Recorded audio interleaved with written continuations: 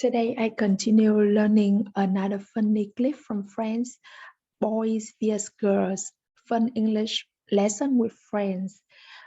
Um, this clip starts with at the previous clips, the the groups, the boys and girls, boys including Chandler and Joey, girls including Rachel and Monica, they kind of on a competition. They want to join a competition to see how much each of the group understand the other group. So Ross becomes the judge.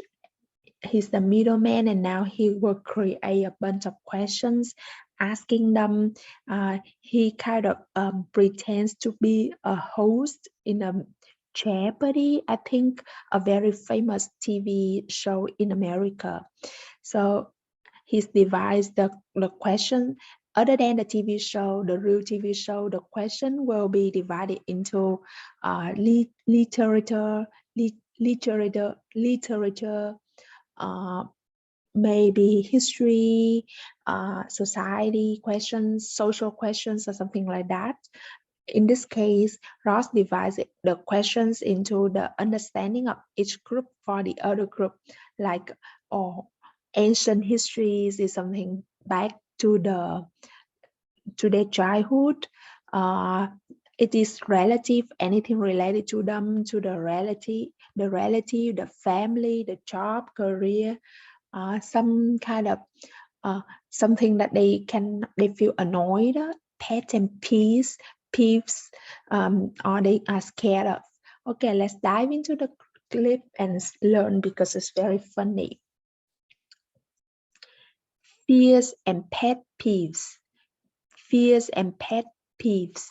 A pet peeve is something that would be considered normal to most people, but that is very annoying or upsetting to a particular person.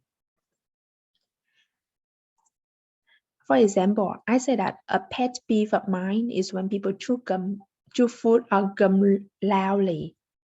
Now, the coin toss to see who goes first. A coin toss is a practice to decide something by throwing a coin up in the air and seeing which side is shown after it lands. It's also known as a coin flip or heads or tails. On American coins, we call each of the two sides heads and tails. Heads with the face of a person, and tails is a picture of something like a building or something. Coin tosses are commonly seen in all kinds of games and even sports. Okay, somebody call it this time. When playing a game such as a coin toss, if you call it, you are choosing the side which you will win if it falls on. Gentlemen, pick your category. Animal dressed as humans. Is to see animals wearing clothes as if they were real people makes Monica annoyed. According to Chandler, what phenomenon scares the beseechers of him? Phenomenon, a fact or event in nature or society, especially one that is not fully understood. So let's look it up how to read this word Jesus. Maybe Bejeezus. Oh, we don't have it on us first. Bejeezus. But Jesus, but Jesus, but Jesus, but Jesus, but Jesus, but Jesus, but Jesus, but Jesus, but Jesus.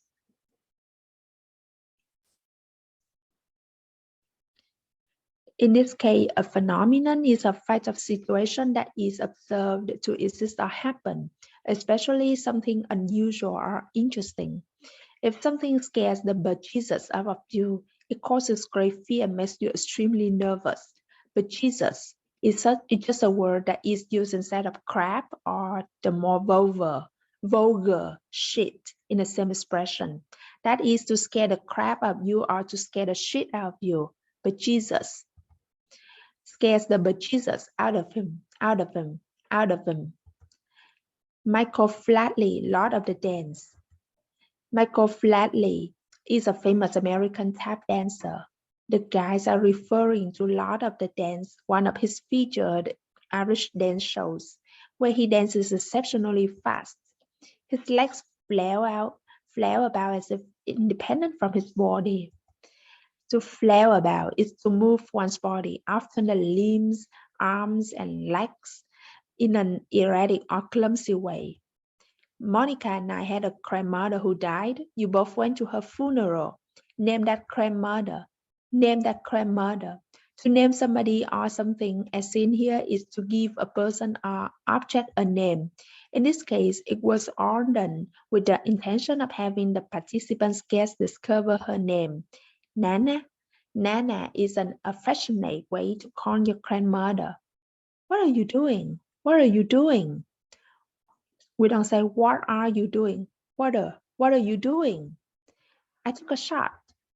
I take a shot. To take a shot is an informal expression meaning to try to do something. Every week, the TV Guide comes to Chandler and Joey's apartment. TV Guide is an American magazine that provides television program listings information, as well as television-related news, celebrity interviews and gossip, film reviews, etc. I know that, Rachel. Use your head. Use your head is an expression used for telling someone in an indelicate way, to think more carefully about what they are doing. Why don't you cover the furniture before start painting the room? Use your head, man. Ladies, if you miss this game is theirs, pick your category. You don't have to shout everything. What is the name of Chandler's father's Las Vegas all-male burlesque, burlesque, B-U-R-L-E-S-Q-U-E. What is the name of Chandler's father's Las Vegas all-male burlesque? A burlesque is a literary or dramatic work that seeks to ridicule by means of exaggeration or comic imitation. This often also insinuates some sort of show involving a striptease. First, earlier in the series, we found out that Chandler's father came out as being gay and left Chandler's mother when he was young. Second, one of the slogans of the famous American gambling city, Las Vegas, is Viva Las Vegas. The Spanish word to live, viva, is used to emphatically say that the city is so great that it should live on forever. Viva Las Vegas.